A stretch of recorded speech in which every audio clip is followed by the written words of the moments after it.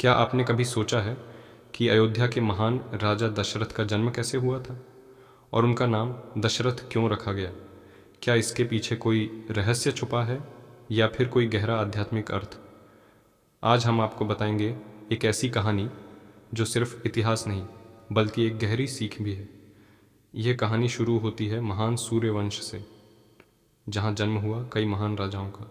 इसी वंश में आगे चलकर जन्म लेते हैं भगवान राम, लेकिन उनसे पहले था एक महान राजा। उनके पिता दशरथ के पिता थे राजा अंज, और उनकी माता थी इंदुमती। इंदुमती कोई साधारण स्त्री नहीं थी, वो एक अप्सरा थी जो शाप के कारण पृथ्वी पर जन्मी थी। राजा अंज और इंदुमती का जीवन बहुत सुखमय था, लेकिन एक दिन सब कुछ बदल गया। एक दिन जब इंदुमती बगीचे में टहल रही थी, तभी अचानक आकाश से एक दिव्य पुष्पमाला गिरती है जो नारद के हाथों से छूट गई थी। जैसे ही वह माला इंदुमती को छूती है, उसी क्षण उनका शाप समाप्त हो जाता है और वे तुरंत देवलोक चली जाती हैं। राजा आज यह देखकर टूट जाते हैं, पूरा महल शोक में डूब जाता है। लेकिन उसी समय उनका पुत्र जन्म ले चुका होता है। वही बालक आगे चलकर दशरथ कहलाता है। राजा अंज अपने पुत्र का पालन पोषण करते हैं, उन्हें सिखाते हैं युद्ध कला, धर्म और नीति धनुर्विद्या।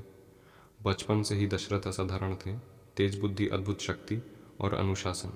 जैसे जैसे वे बड़े होते गए, उनकी वीरता पूरे राज्य में प्रसिद्ध हो गई। अब सबसे बड़ा सवाल, दशरथ नाम क्यों? दश यानी 10, रथ यानी रथ, यानी वह योद्धा जो एक साथ 10 रथों को नियंत्रित कर सके कहा जाता है। दशरथ युद्ध में 10 दिशाओं में लड़ सकते थे। उनकी गति और नियंत्रण अद्भुत था। वे इतने कुशल रथी थे कि कोई उनका मुकाबला नहीं कर सकता था।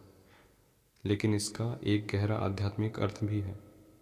मनुष्य के पास होती है 5 ज्ञानेंद्रियाँ, 5 कर्मेंद्रियाँ, कुल मिलाकर 10 इंद्रियाँ। जो व्यक्ति इन सभी पर नियंत्रण कर ले वही सच्चा दशरथ होता है। यानी राजा दशरथ सिर्फ एक योद्धा नहीं थे, वे आत्म नियंत्रण और धर्म के प्रतीक थे। जैसे जैसे दशरथ युवा हुए, उनकी वीरता की गूंज चारों दिशाओं में फैलने लगी। वे केवल एक राजा नहीं बल्कि एक अद्वितीय योद्धा बन चुके थे। कहा जाता है वे अकेले ही कई सेनाओं का सामना कर सकते थे। उनका रथ युद्ध भूमि में बिजली की तरह दौड़ता था। देवताओं तक ने उनकी वीरता को स्वीकार किया। एक बार देवताओं और असुरों के बीच भयंकर युद्ध छिड़ गया। तब देवताओं ने सहायता के लिए अयोध्या के राजा दशरथ को बुलाया। युद्ध इतना भयानक था कि आसमान कांप उठा, धरती हिल गई। तभी दशरथ ने अपने अद्भुत कौशल से एक साथ कई दिशाओं में आक्रमण किया। अपने रथ को इस प्रकार चलाया कि शत्रु भ्रमित हो गए और अंततः देवताओं की विजय हुई। राजा दशरथ ने 3 विवाह किए, कौशल्या, कैकेयी, सुमित्रा। लेकिन एक बड़ी समस्या थी, उनके कोई संतान नहीं थी, जिसके कारण वे बहुत चिंतित रहते थे। तब महर्षि ऋषि वशिष्ठ के सुझाव पर राजा दशरथ ने एक विशेष यज्ञ कराया, पुत्र कामेष्टि यज्ञ। इस यज्ञ को संपन्न कराया। महान ऋषि श्रृंग यज्ञ के बाद अग्निदेव प्रकट हुए और उन्होंने एक दिव्य खीर दी। राजा दशरथ ने वह खीर अपनी 3 रानियों में बांट दी और फिर जन्म हुआ 4 महान पुत्रों का। राम, भरत, लक्ष्मण, शत्रुघ्न। समय बीतता गया और जब राम के राज्याभिषेक का समय आया, तभी एक बड़ा मोड़ आया। कैकेयी ने अपने 2 वरदान मांगे, राम को 14 वर्ष का वनवास, भरत को राजा बनाना। राजा दशरथ यह सुनकर टूट गए, लेकिन उन्होंने वचन दिया था और वे वचन के पक्के थे। राम के वन जाने के बाद राजा दशरथ यह दुख सह नहीं पाए। उन्हें अपने पुराने पाप की याद आई, जब उन्होंने गलती से एक बालक को मार दिया था, श्रवण कुमार।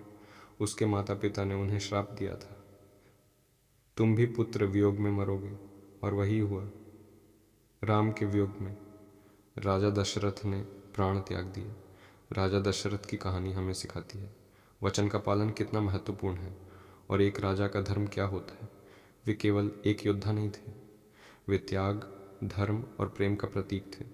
तो दोस्तों, यह थी राजा दशरथ के जन्म और उनके नाम के पीछे की अद्भुत कहानी। ये कहानी हमें सिखाती है शक्ति के साथ साथ आत्मनियंत्रण भी जरूरी है।